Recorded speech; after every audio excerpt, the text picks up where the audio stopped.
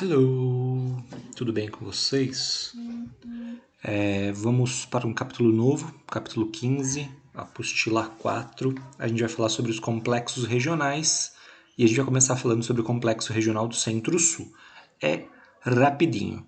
Pega o material, pega a água, que eu te espero, vai lá.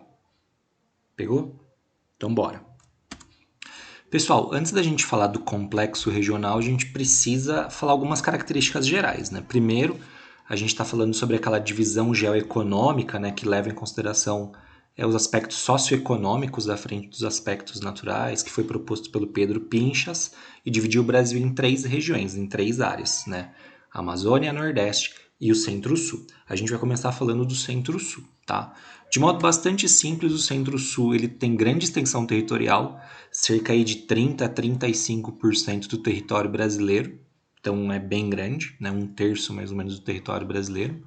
Então, ó, se tem grande extensão territorial, significa que tem diversidade climática, diversidade de relevo, diversidade de paisagens, certo? Além disso, é a regiãozinha onde tem grande concentração populacional. A maior parte da população brasileira é vivente, né, residente do Centro-Sul. Tá? Eu coloquei áreas mais populosas e povoadas, tá errado, né? É a área mais populosa, eu tenho mais habitantes, população absoluta, e também a área mais povoada, onde eu tenho a maior densidade demográfica, né? Onde eu tenho mais pessoas por quilômetro quadrado. Tá? É aqui no Centro-Sul que a gente tem o centro financeiro e econômico do Brasil, né? Onde estão concentradas a maior parte da população, consequentemente, a maior parte da economia está aqui também.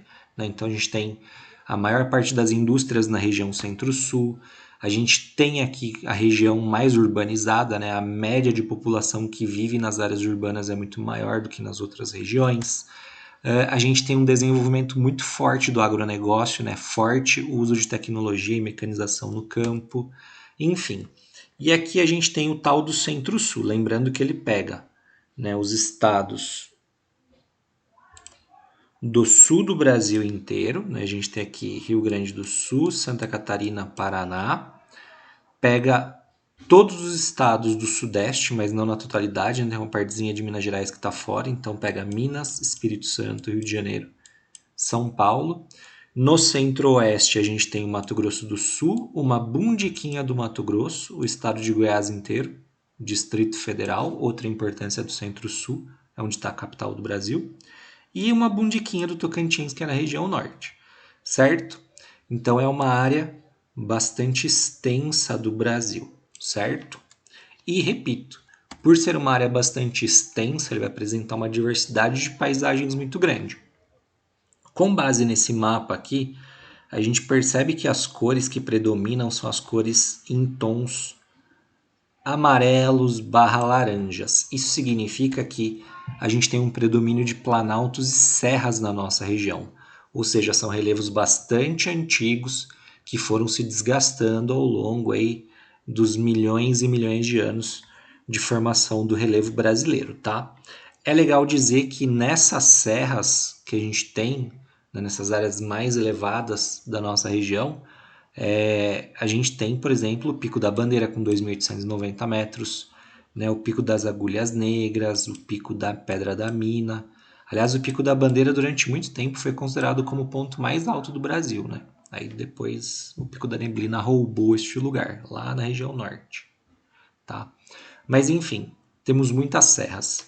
Essas serras elas são interessantes também, porque além de serem relevos bastante antigos, desgastados, né, os chamados planaltos, a gente tem dentro dessas áreas um relevo mais íngreme, já falei que ela é bastante elevado, né? A gente tem os pontos mais altos do Brasil, e também é bastante íngreme, o que dificulta a ocupação humana.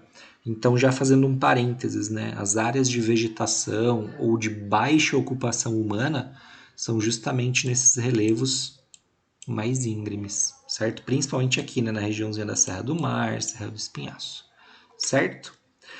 Além disso, a gente tem a maior planície alagável do mundo no Centro-Sul, que é o Pantanal, certo? É a maior planície alagável, significa que ela fica debaixo da água durante muito tempo.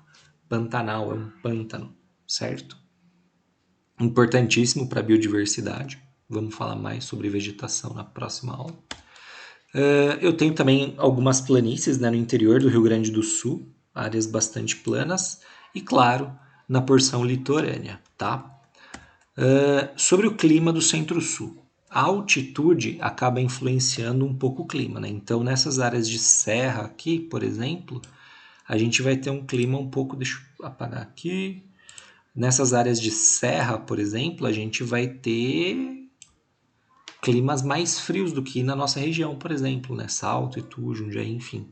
Porque elas estão a 1.500, 1.600, 2.000 metros. Então elas vão ter um clima mais frio por conta do fator altitude. Mas de modo geral, no Centro-Sul, a gente tem o predomínio de 3 grandes grupos climáticos. O subtropical, o tropical de altitude e o tropical a gente vai colocar numa caixinha só, a gente vai entender o porquê. E no litoral a gente tem o tropical úmido ou tropical litorâneo. O nome já fala, é úmido, quer dizer que chove bastante, né? Mas enfim, vamos lá. 3 características. A gente tem no extremo sul a presença do clima subtropical, uma bundiquinha de nada do estado de São Paulo, deixa eu apagar de novo. Uma bundiquinha do estado de São Paulo está no clima subtropical. A maior parte do Paraná é de clima subtropical. Santa Catarina e Rio Grande do Sul na totalidade. Qual que é a característica desse clima? Primeiro, recebe o nome subtropical porque está além dos trópicos, né? Além do trópico de Capricórnio, certo? Abaixo do trópico. Quer dizer que está numa região temperada. Se é uma região temperada, eu tenho uma estação do ano fria, né? Eu tenho o inverno que é bastante frio.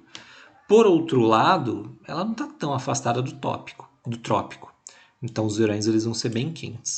Então, no clima subtropical, a gente tem um verão que é bastante quente e o inverno que ele é bastante frio, inclusive com ocorrência de neve, né? É normal nevar no Brasil, sobretudo nessa região. Só que tem o chance aí. Esse clima ele tem chuvas que são distribuídas por todo o ano. Não chove muito, mas as chuvas são bem distribuídas ao longo do ano, tá? Depois a gente entra no clima tropical de altitude e o clima tropical. Por que eu coloquei juntos tropical de altitude e tropical? Porque as características são basicamente as mesmas. É que o tropical de altitude vai ser um pouco mais frio por conta do fator altitude, mas o clima ele se comporta, vamos dizer assim, né? Ele tem um padrão muito parecido de existirem 2 estações do ano muito bem definidas, né?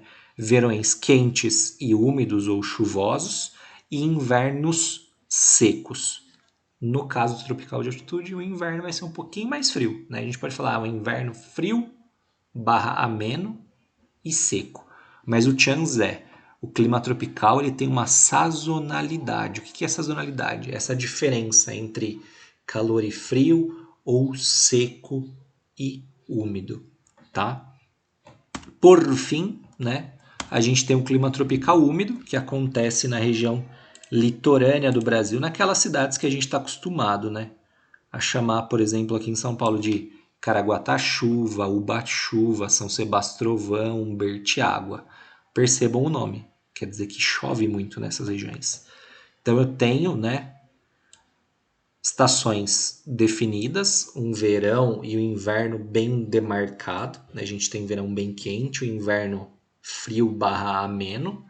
Porém, eu tenho uma chuva mais constante ao longo do ano. Né? Eu não vou ter aquele inverno bem secão. O inverno ele vai ser úmido também. Então, como o nome diz, ele é úmido. Significa que eu não tenho uma estação seca. Eu tenho chuva o ano inteiro. Marcos, então ele é igual ao subtropical. Porque o subtropical ele chove o ano inteiro e tem 2 estações também. Não é igual ao subtropical, porque no subtropical a gente vai ter temperaturas no inverno próximas, por exemplo, a 5 graus. No tropical úmido, né, o inverno vai ser aí de temperaturas em torno de 15 graus. Então, no climograma, a gente consegue analisar. A hora que a gente vê a temperatura mínima do tropical úmido e a gente vê a temperatura mínima do subtropical, a gente consegue identificar. O clima que é sempre mais frio é o subtropical. Certo? Hoje era só isso. Espero que vocês tenham gostado desta aulinha. Até breve, gente. Tchau, tchau.